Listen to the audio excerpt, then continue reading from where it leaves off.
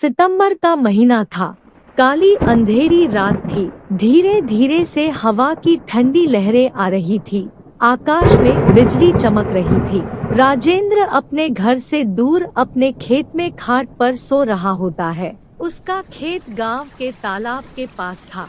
बारिश के कारण पूरा तालाब भर गया था और खेत में घास भी ज्यादा हो गई थी, जिसके कारण अंधेरे में यह सब ज्यादा डरावना लग रहा था। उस तालाब के किनारे आम के 6 से 7 बड़े बड़े पेड़ थी। आम के पेड़ की डालियों के आवाज भी काफी डरावनी लग रही थी।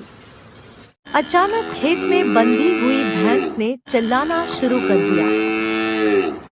राजेंद्र को पता ही नहीं चल रहा था कि आखिर यह भैंस ऐसा क्यों कर रही है। जाकर देखता हूँ, कहीं से ठंड तो नहीं लग रही।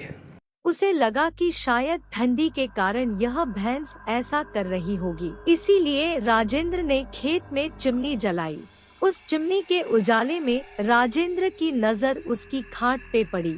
उसने देखा कि एक स्त्री उसकी खाट पे बैठी है। यह देखकर उसका शरीर डर के मारे कांपने लगा। उसी वक्त आकाश में बिजली के तेज झटके हुए।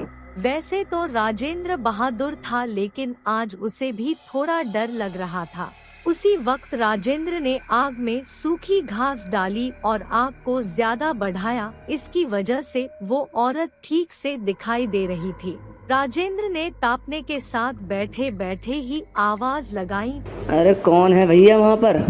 सामने से कोई प्रतिक्रिया नहीं मिली तो राजेंद्र अचंभित हो गया। उसकी समझ में कुछ नहीं आया। राजेंद्र खड़ा हो गया। तभी राजेंद्र ने सोचा कि अब डरने से कुछ नहीं होगा, मुझे हिम्मत से काम लेना पड़ेगा, क्योंकि जो डर गया वो समझो मर गया।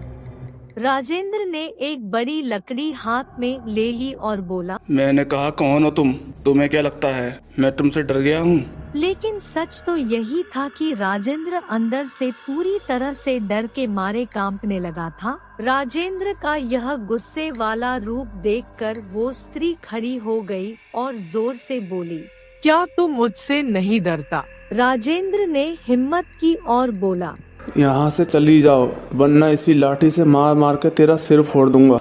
इतना बोलते ही राजेंद्र ने लाठी उठाई और उसी वक्त उस औरत ने आवाज लगाई, अब तो मुझे मेरे ही घर से बाहर निकालेगा? यहाँ पर तो मेरा बचपन गुजरा है, यह मेरा ही घर है, मैं यहाँ सालों से रह रही हूँ। ये सुनकर राजेंद्र का डर और गुस्सा दोनों ही शांत हो गए। उसे लग रहा था कि मेरे सामने जो औरत खड़ी है उसे मैं जानता हूँ, उसकी आवाज भी जानी पहचानी लग रही है।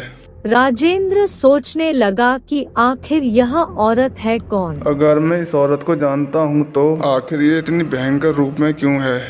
अरे यह तो गीता है, मेरी बड़ी बहन। बचपन में मैं और गीता साथ में ही खेत में चारा काटने का काम करते थे। अब राजेंद्र को पूरी बात समझ में आ गई थी। यह गीता के बचपन की बात है। जब गीता 14 साल की थी तब इसी खेत में गांव के कुछ बच्चों के साथ खेल रही थी। दूसरे बच्चों की तरह गीता भी पेड़ पर चढ़कर खेल रही थी। अचानक गीता जिस डाल पर बैठी थी वह डाल टूट गई और गीता मुंह के बल नीचे गिर गई। यह देखकर सारे बच्चे डर के मारे चिल्लाने लगे। बच्चों के चिल्लाने की आवाज सुनकर बड़े लोग वहां पहुंचे और गीता को उठा के अस्पताल ले गए, लेकिन तब तक काफी देर हो चुकी थी। गीता की मौत हो गई थी। राजेंद्र को ये सारी बातें याद आ गई और वह सीधा गीता के पास जाके रोने लगा। जब यह बात गांव वालों को पता चली तो सारे गांव वाले चौंक उठे। क्या वास्तव में वह गीता ही थी? गांव के एक बड़े बुजुर्ग ने कहा कि जब गीता की मौत हुई थी तब वो एक बच्ची थी, इसीलिए उसे बालक समझ के उसे दफनाया गया था।